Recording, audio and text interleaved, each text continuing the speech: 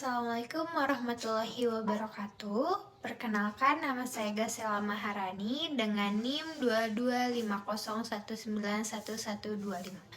Pada kesempatan kali ini, saya akan mempresentasikan materi mengenai evaluasi mutu bahan baku dan sediaan farmasi secara kimia dan mikrobiologi. Apa sih evaluasi mutu?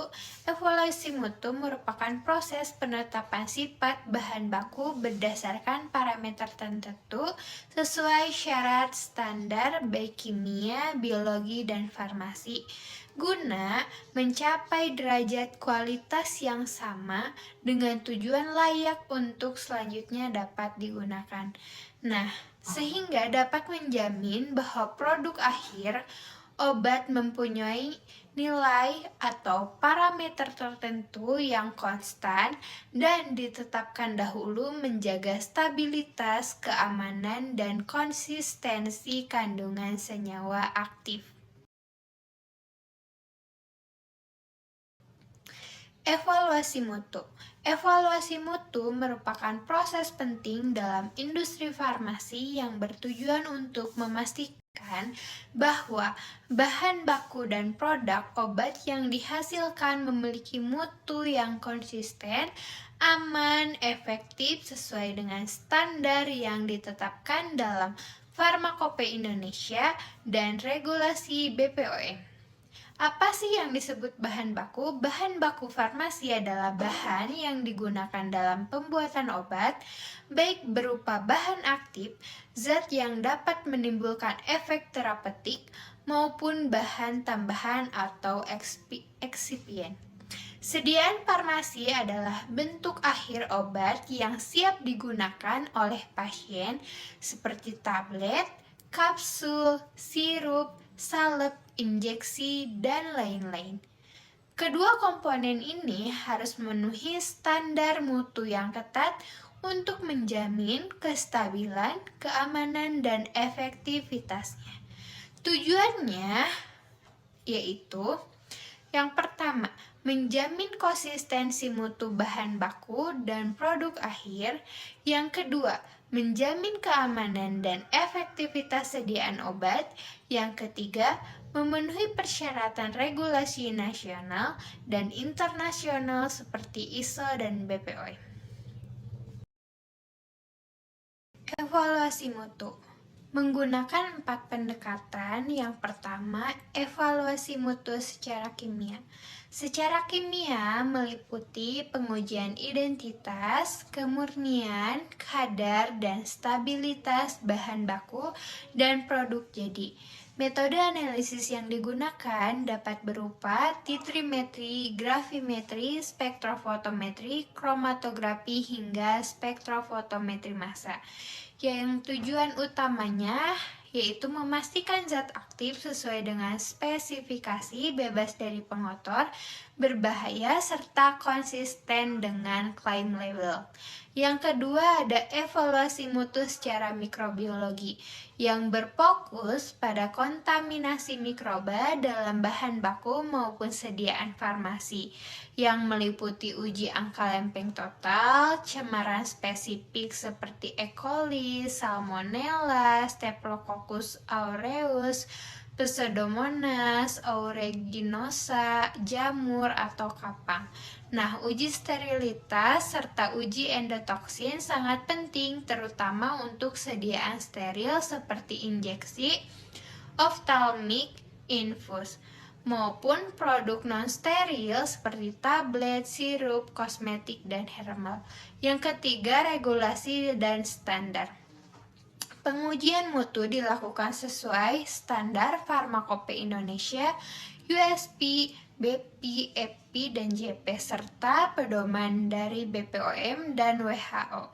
Evaluasi mutu mendukung QA dan QC dalam industri farmasi. Yang keempat, ada peran evaluasi mutu dalam industri farmasi. Yang pertama yaitu menjamin konsistensi mutu obat dari batch ke batch. Kemudian yang kedua, melindungi pasien dari resiko obat substandar, palsu, atau terkontaminasi. Yang ketiga, mendukung izin edar, audit, dan sertifikasi mutu. Berikut ini merupakan beberapa parameter mutu yang diuji baik secara kimia maupun mikrobiologi. Yang pertama, ada identifikasi. Identifikasi ini bertujuan untuk memastikan bahan yang digunakan sesuai dengan zat yang dimaksud. Nah, metodenya meliputi spektroskopi UV visible, inframerah atau kromatografi, ada TLC, HPLC. Prinsipnya adalah mencocokkan spektrum atau pola kromatogram sampel dengan standar pembanding. Kemudian ada kemurnian. Nah, kemurnian di sini yaitu menunjukkan sejauh mana bahan bebas dari pengotor. Biasanya uji yang dilakukan adalah uji kemurnian seperti logam berat, abu total, abu tidak larut asam, kemudian ada residu pelarut. Prinsipnya sendiri yaitu mengukur kadar zat pengotor dalam batas yang diizinkan. Selanjutnya ada kadar atau disebut juga dengan potensi. Selanjutnya ada kadar atau potensi. Uji kadar menentukan jumlah zat aktif yang terkandung dalam bahan atau produk. Nah, metodenya ada titrasi, spektrofotometri UV visible, atau kromatografi HPLC. Prinsipnya, intensitas absorbansi atau luas puncak kromatogram sebanding dengan konsentrasi zat aktif. Yang keempat atau selanjutnya itu ada kelembaban. Nah, kelembaban merupakan kadar air yang mempengaruhi kestabilan zat aktif. Nah, uji ini dilakukan dengan loss on drying atau LOD atau prinsipnya yaitu penguapan air dari bahan dengan pemanasan atau reaksi kimia. Lalu dapat dihitung persentasinya. Selanjutnya ada pH. Nah, pH itu menggambarkan tingkat keasaman atau kebasahan terutama untuk sediaan cair. Pengukurannya dilakukan dengan pH meter yang terkalibrasi. Nilai pH berperan penting terhadap kestabilan zat aktif dan kenyamanan penggunaan. Kemudian ada viskositas. Nah, viskositas di sini menunjukkan kekentalan atau cairan gel. Nah, dilakukan dengan viskometer Brookfield. Prinsipnya yaitu mengukur tahanan terhadap gaya geser. Parameter ini penting untuk sediaan seperti sirup, gel, ataupun salep.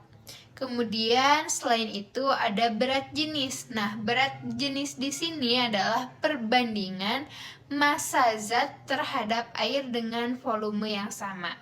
Nah, dapat diuji dengan piknometer atau hidrometer. Hasilnya digunakan untuk memastikan konsistensi formulasi. Selanjutnya, ada titik lebur atau titik didih. Parameter ini digunakan untuk mengidentifikasikan dan menilai kemurnian zat padat. Nah, zat murni memiliki titik lebur yang tajam, sedangkan zat yang tidak murni meleleh pada rentan suhu lebih lebar. Pengujian menggunakan alat melting point apparatus. Nah, selain itu, ada indeks bias. Indeks bias ini mengukur kemampuan zat cair membiaskan cahaya. Jika diukur dengan refraktometer, nilai indeks bias yang menyimpang menandakan adanya ketidakmurnian. Selain indeks bias, ada juga stabilitas. Nah, stabilitas di sini menggambarkan kemampuan suatu bahan untuk mempertahankan mutu selama penyimpanan. Diuji dengan stabilitas testing pada berbagai kondisi suhu dan kelembaban. Parameter yang diperhatikan meliputi perubahan warna, pH, kadar zat aktif, dan bentuk fisik. Selanjutnya, ada sifat fisikokimia yang meliputi kelarutan, ukuran partikel, bentuk kristal, dan higroskopisitas. Sifat ini sangat mempengaruhi bioavailabilitas dan kestabilan obat. Diuji dengan spektrofotometri, mikroskopi, dan uji disolusi. Kemudian ada kontaminasi dan mikrobiologi. Pengujian mikrobiologi dilakukan untuk menjamin bahan dan sediaan bebas dari cemaran mikroba.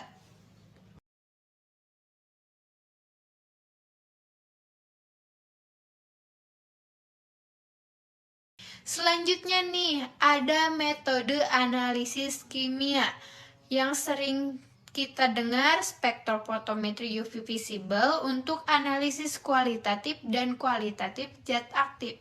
Spektrofotometri inframerah untuk identifikasi struktur senyawa. Kromatografi cair kinerja tinggi atau sering disebut HPLC untuk penetapan kadar dan kemurnian. Kemudian ada kromatografi lapis tipis untuk uji identitas dan kemurnian sederhana. Ada titrimetri, redoksimetri untuk penetapan kadar, dan gravimetri dan viskosimetri untuk analisis fisikokimia tambahan.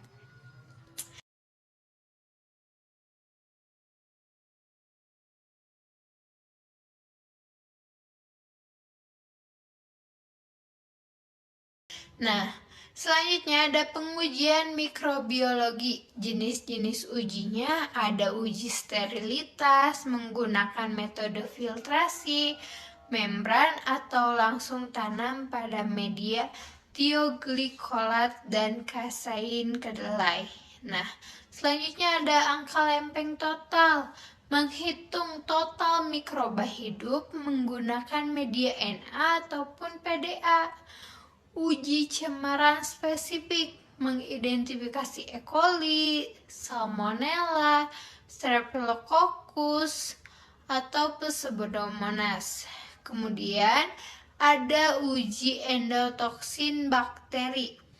Untuk produk parenteral menggunakan prinsip reaksi enzimatik antara endotoksin dan limus.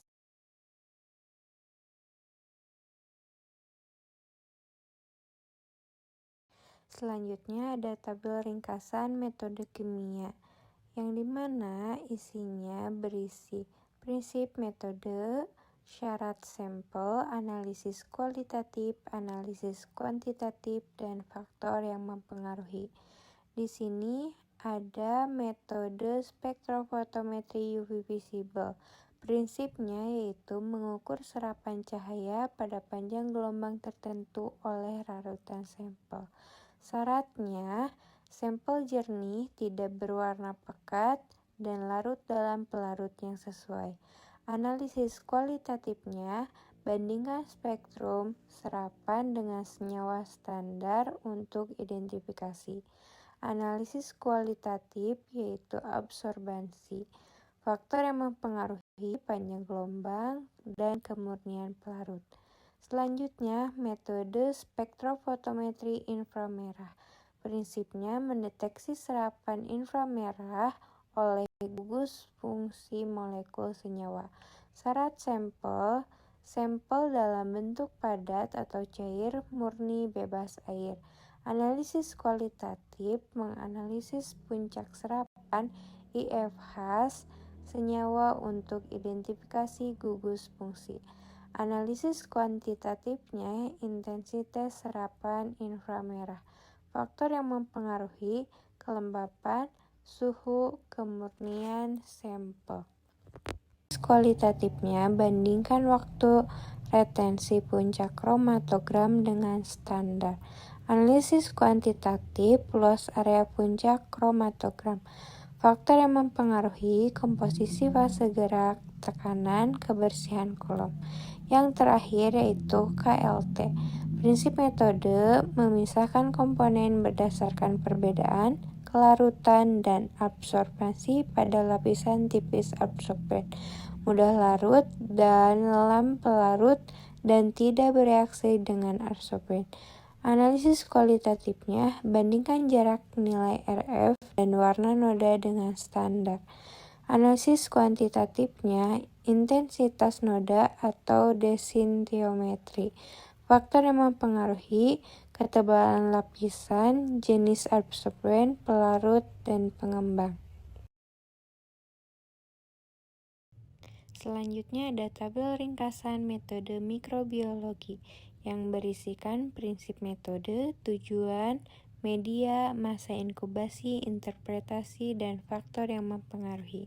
Yang pertama ada metode mikrobiologi uji sterilisitas, yaitu prinsipnya menumbuhkan sampel pada media cair atau padat untuk memastikan tidak ada pertumbuhan mikroba.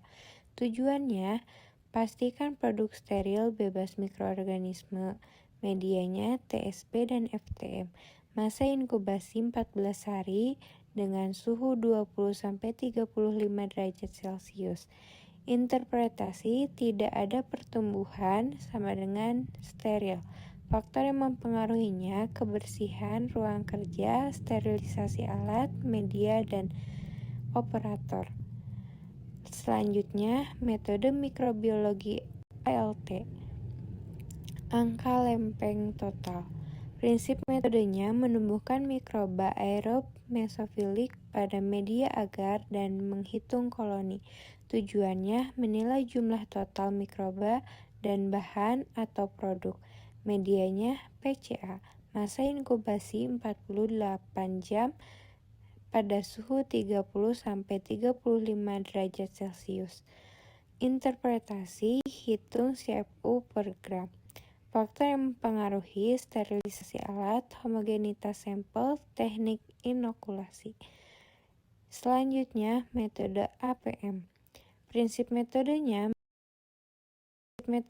menghitung mikroba berdasarkan pembentukan kekeruhan atau pertumbuhan dalam media cair seri pengenceran.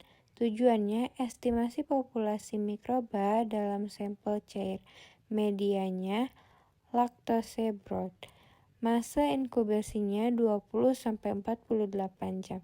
Interpretasi, nilai APM, tabel statistik. Faktor yang mempengaruhi sterilisasi alat, pengenceran, dan homogenitas. Selanjutnya, metode mikrobiologi uji endotoksin. Prinsip metodenya, reaksi enzimatik LAL untuk mendeteksi endotoksin bakteri. Tujuannya menilai keamanan produk terhadap toksin dari bakteri gram negatif. Medianya reagen LAL. Masa inkubasinya 30-60 menit. Interpretasinya, reaksi positif sama dengan endotoksin. Faktor yang mempengaruhi suhu, pH, validitas, reagen LAL. Metodenya menghitung mikroba berdasarkan pembentukan kekeruhan atau pertumbuhan dalam media cair seri pengenceran. Tujuannya estimasi populasi mikroba dalam sampel cair. Medianya laktose broth. Masa inkubasinya 20-48 jam. Interpretasi, nilai APM, tabel statistik. Faktor yang mempengaruhi sterilisasi alat, pengenceran, dan homogenitas. Selanjutnya, metode mikrobiologi uji endotoksin. Prinsip metodenya, reaksi enzimatik LAL untuk mendeteksi endotoksin bakteri.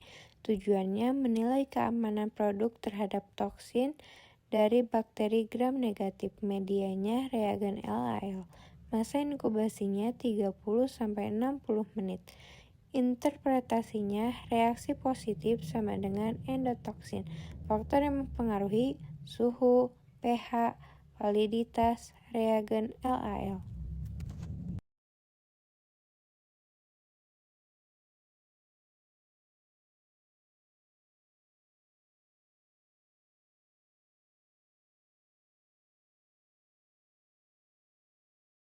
Nah, dari pembahasan berdasarkan hasil pembahasan, Dapat disimpulkan bahwa evaluasi mutu bahan baku dan sediaan farmasi merupakan tahap penting dalam menjamin keamanan, efektivitas, dan kualitas produk obat.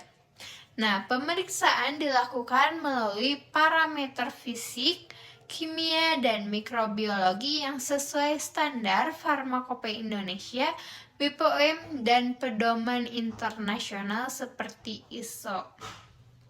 Dengan penerapan evaluasi mutu yang baik di industri farmasi dapat menghasilkan produk yang aman, stabil, dan konsisten secara kualitas.